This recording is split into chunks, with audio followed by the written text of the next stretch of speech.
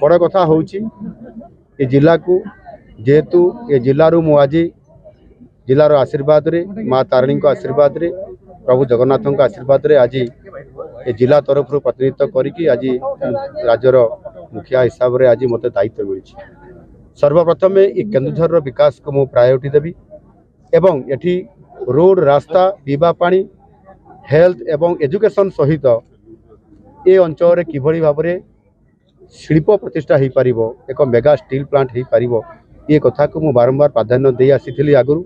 एवं एबे मुख्यमंत्री हला परे मध्य ताकू गुरुत्व दौछि एवं सेथिपाई मु आगामी जो ई जनवरी मासर 28-29 तारीख रे जो आमर जो Utkarsh Odisha make in Odisha conclave 2025 पाई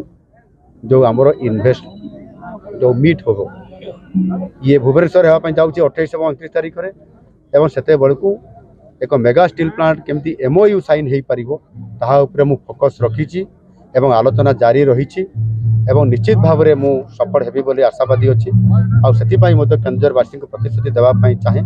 जेहेतु केन्दुझर जिले में लुहापथर मांगानीज क्रोमाइट डोलामाइट चूनपथर एमती अनेक प्राकृतिक खनिज संपद भरा केन्दुझर होता कारण प्राचुर्यता भितर आमको आगक जावाई पड़ो ये शिल्प प्रतिष्ठा करने पड़ो या आधार कर निश्चित भाव में मेगा स्टील प्लांट प्रतिष्ठा हेब आ तार MOU साइन हेब या